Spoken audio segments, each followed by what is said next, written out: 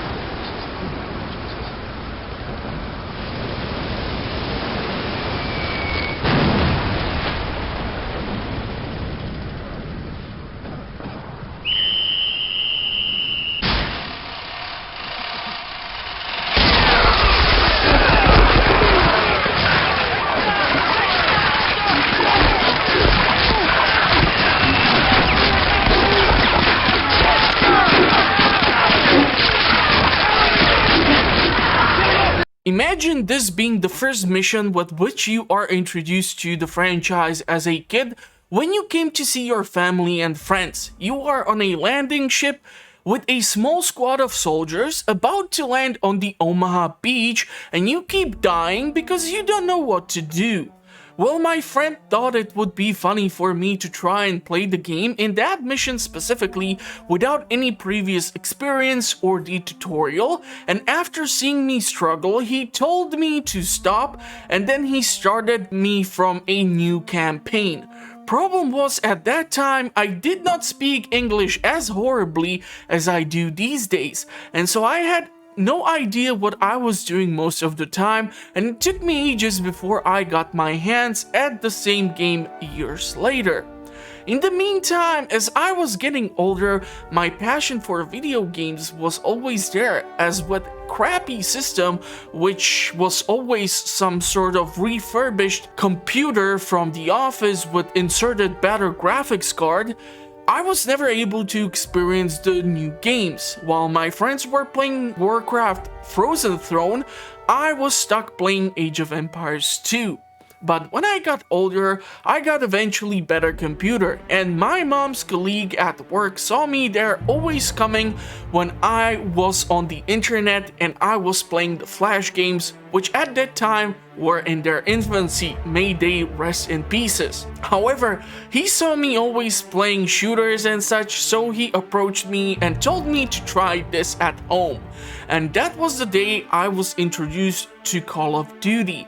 And man, I played that game like crazy. I mean, after I finished it for the first time, I went to play it again and again, and the CD has been given to me for a period of like 2 weeks while the guy was on a vacation, so I was not wasting any time. I played it till I actually almost memorized it from the start till the end, which made it extremely difficult for me to objectively judge all things considered, but I tried anyhow in this series.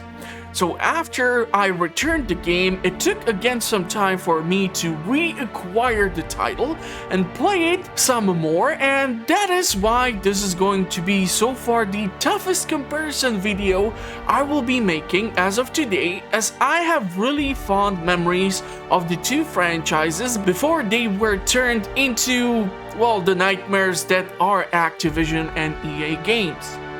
Once again, a major disclaimer: if you are considering one of the two titles, consider doing your own research too, or just watch the episode for pure nostalgia reasons, and make sure to give the video a big thumbs up, despite my horrible aim in the footage playing in the background. So let's start to look at the first thing we will be comparing in these two games, and those are the graphics. Now, I am not sure if you are watching this on your phone or computer, but no, it's not that there is something wrong with your device. It's just that we are looking at games that came out in 2002 and 2003. So they did not exactly age that well, and there are even certain issues like, for example, if you have Windows 10, you will simply not be able to run Medal of Honor Allied Assault from your old CD or DVD, which means that the 10th year anniversary I got for myself all the way back in 2007, half of that stuff I cannot even play anymore. And so this will be the first thing that we will be taking a look at. Honestly, certain models of the weapon in both games are exceptional. The maps are also nicely made, however other details like the foliage and more are just horrible, and therefore even the models of the enemies are not exactly most amazing. I however have to give points to Medal of Honor here because you will see a much larger variety of enemies and their outfits, from regular infantry to the commandos to the officers to scientists in lab coats and many more.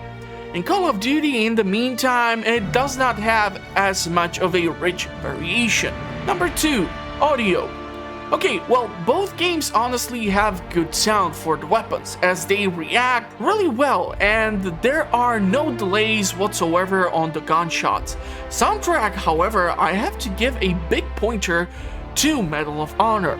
It almost reminds you of those memes that you cannot hear a picture and then you take a look at the logo and it plays in your mind.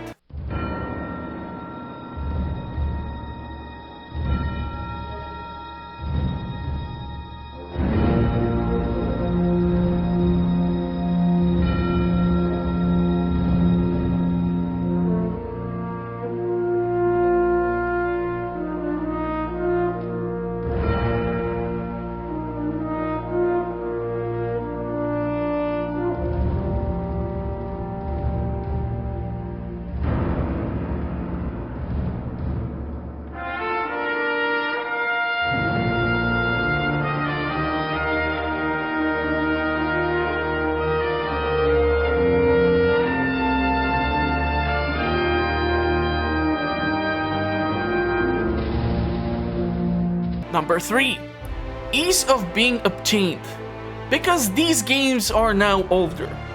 So how do you get these titles today?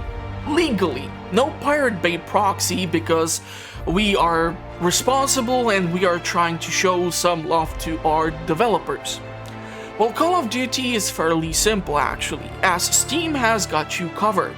Unfortunately for Medal of Honor, you will not be able to find this on said platform, and therefore I have to suggest GOG or Good Old Games in order for you to get your hands on this old shooter, as the only other option I came across is the horrible way on EA Origin Store where you need to rent it, which is just dumb as the EA Play is much more expensive than the game would be or would be sold actually on GOG these days.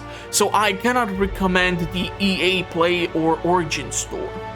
So that means that we have two separate platforms for two separate games. Honestly, today with all the launchers and stuff, I would not be even surprised, but what is the price for these games anyhow today?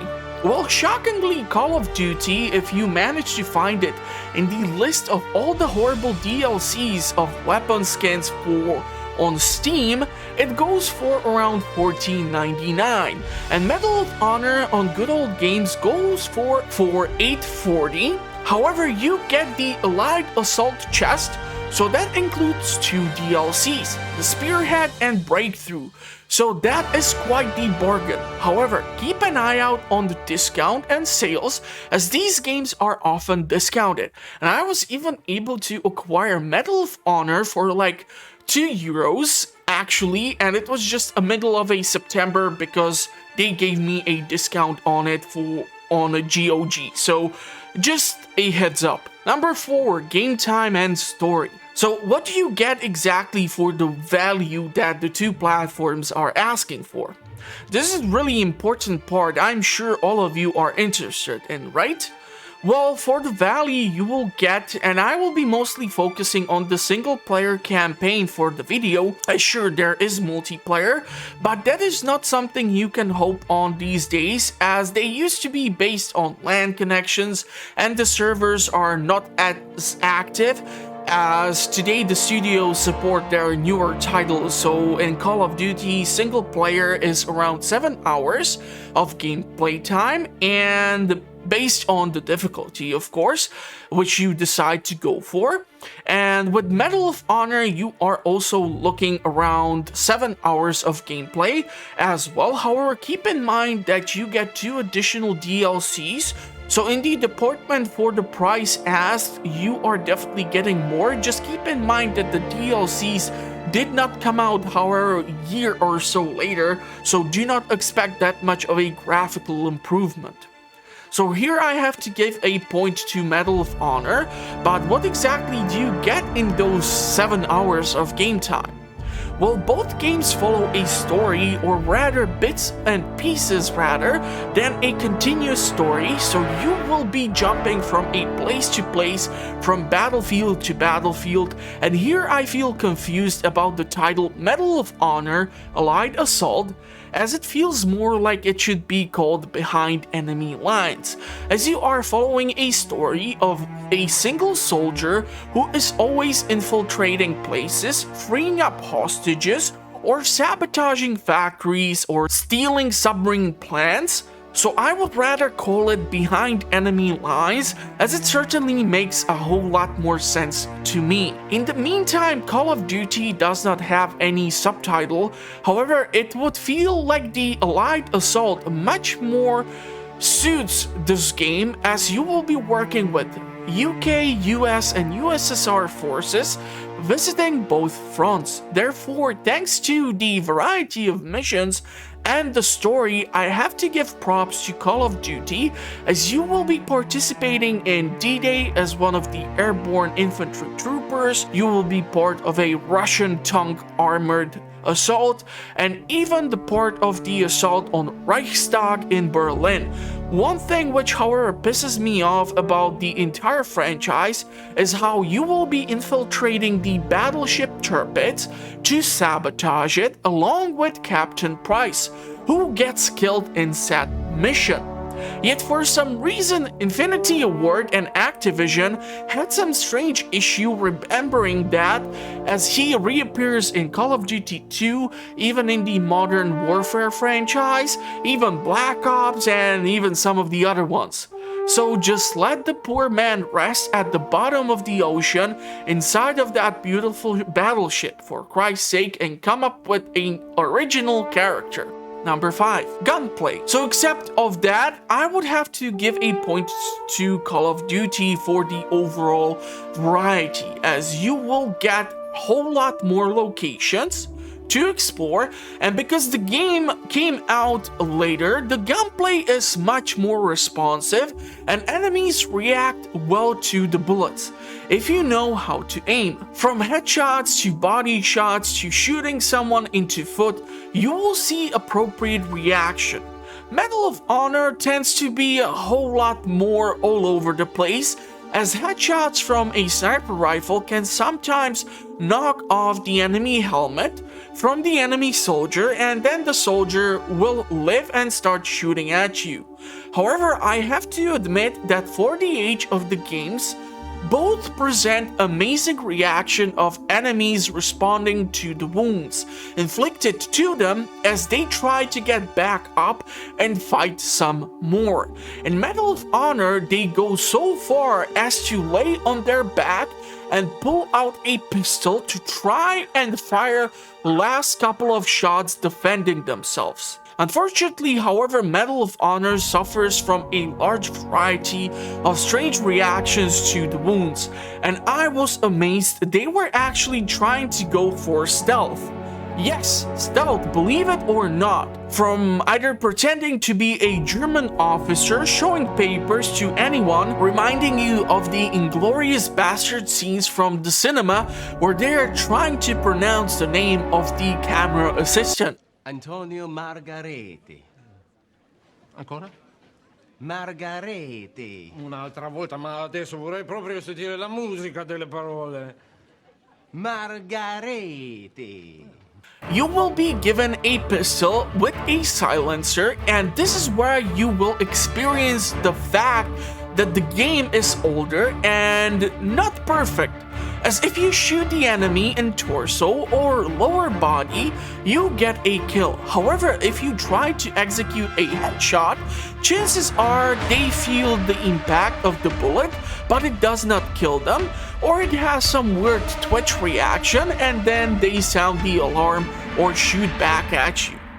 This causes you to experience really strange situations where you can kill an enemy soldier with the world's loudest sniper rifle, and 10 meters away from you, another soldier will not respond to you. However, if you are leaving a chateau in an alley which is curved, you do not even see the enemy as they start to shoot at you even through the terrain, inflicting damage, causing you to replay certain sections of the missions on and on again until you manage to somehow get through it alive. And throughout the entire time, you are wondering, what the hell is wrong with this game? And then there are certain missions, especially one in Medal of Honor, where you need to go through a town full of snipers, which will require you a lots of replays, which means probably why you get those 7 hours of game time.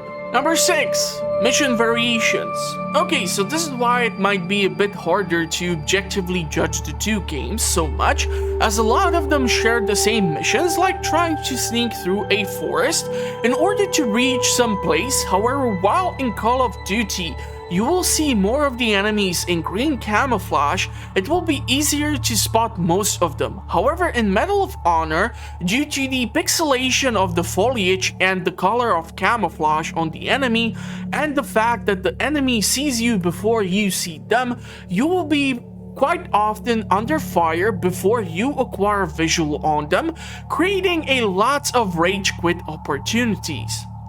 Therefore, I will have to give a props here to Call of Duty, as even while playing in a tank, sure, you are inside of the very lovely T-34, but your shells react as if they are both AP and HE shells simultaneously, as when you drive in the amazing King Tiger 2 and Medal of Honor, you will be laughing as you need to aim that 88mm gun precisely at the enemy trooper and shoot them with the shell, otherwise you do not kill them. And don't even get me started on the fact that when you kill an enemy tank, the entire crew climbs out of the burning tank and just start walking it off and then start to shoot at you. These are some proper what the fuck moments which will either break the immersion for you or keep you entertained for a while lot longer. Also, I need to mention the world's most amazing reversal speed on the King Tiger 2, which I would probably kill for in War Thunder, as there, I'm still waiting for the tank to start backing up.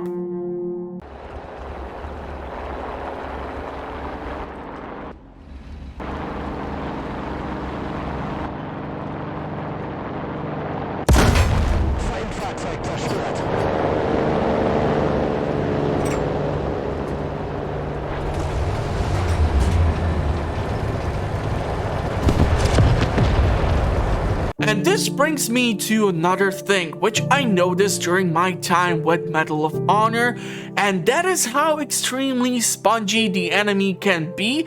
And sure, you will see the horrible 3 bullets fired and then reloading from me, but you will at times feel like another scene from the Inglourious Bastards.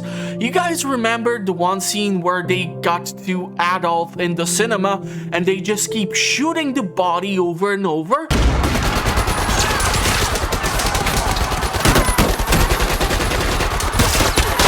I swear to God, that was exactly what I was thinking throughout the entire experience of the game as I saw my bullets being depleted. Now, speaking of bullets, that gets us to the next interesting thing. Ammo. You see, in Call of Duty, you will be dealing with shortage of ammo for your favorite or starting gun. So again, like in the movie Enemy at the Gates, when they give you either a rifle or a magazine of 5 bullets, you will be noticing that if you, let's say, start as an American unit and you have the M1 Grant or the Tommy gun, once you reload a couple of times, the ammo is going to run low, so you will be often forced to switch to the enemy weapons, as you will be able to refill the ammo easily, like the infamous German MP40, which will refill its ammo upon you just walking across more of these weapons scattered on the floor from the fallen soldiers. This is actually great for you, as it will give you a chance to play with a whole lot more guns. In Medal of Honor, they have went about doing this a bit differently, as in a couple of missions you are given only limited equipment, like the silenced pistol. So when you will have either a rifle or a submachine gun, whatever weapons of same kind you come across, it will automatically refill your ammunition, which obviously does not make any sense, as you cannot cram into the M1 Grant anything besides the 8-bullet magazine, which makes that sound when you empty the clip. I feel like later on they at least try to address this in Medal of Honor Airborne, which is still a beautiful game in which using one specific weapon has a potential reward by allowing player to get certain upgrades. Like for example, for using the Tommy gun, you were able to unlock a drum magazine addressing the ammo shortage. But I cannot even recommend that game, as I have tried it in order to get some footage, and for some reasons the weapons I was holding were popping in and out of existence, and I experienced some other issues and glitches as well. Enemy AAA is tearing up our inbound aircraft. All units within range of this transmission, locate, destroy enemy AA emplacement.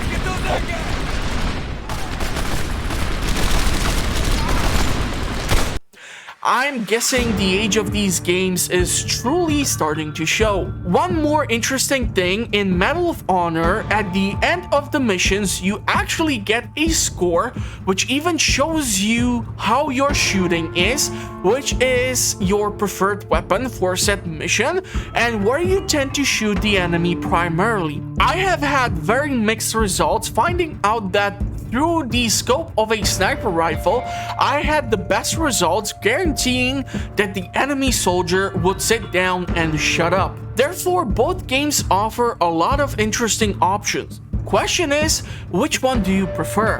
The big battles where you storm the shores of Stalingrad, or where you infiltrate enemy bases behind enemy lines, trying to impress with your non-existent German language skills? Augenblick, warten Sie. Aus Frankfurt. Sind Sie Frankfurter? Ja, ein Hotdog. Due to my history with both games, I had tried to be as objective as I can be, and despite the fact that I played Call of Duty till the CD was almost reduced to dust, now that I look at the games and I objectively try to compare things like variety of weapons, reactions to bullet, how much damage you receive, and how varied the missions are.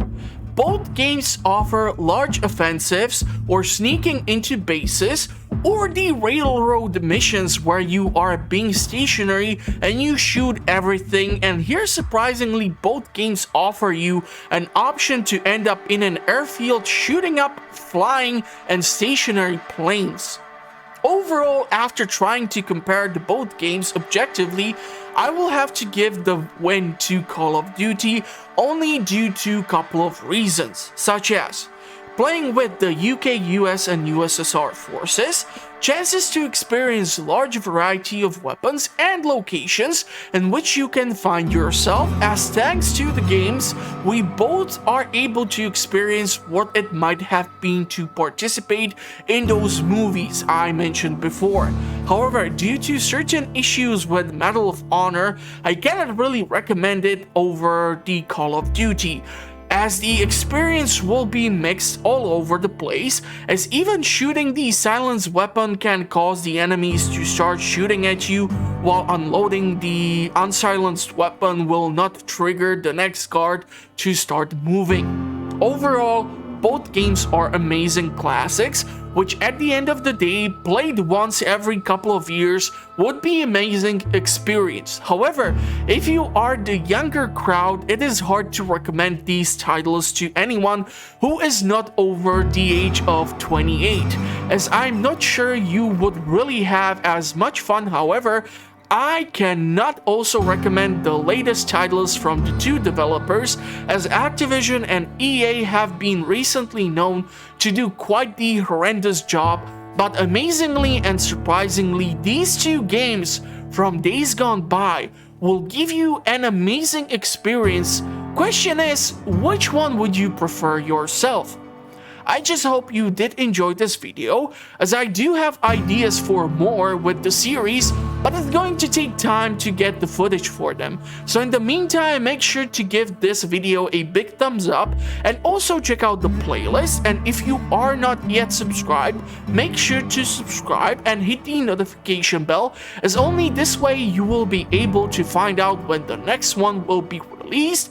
And I also publish a variety of other content on the channel in the meantime, so I will wish you a pleasant rest of the day, and hopefully I will see you all in the comments or at the next one. Thank you for watching, stay safe out there in the meantime, and bye bye for now.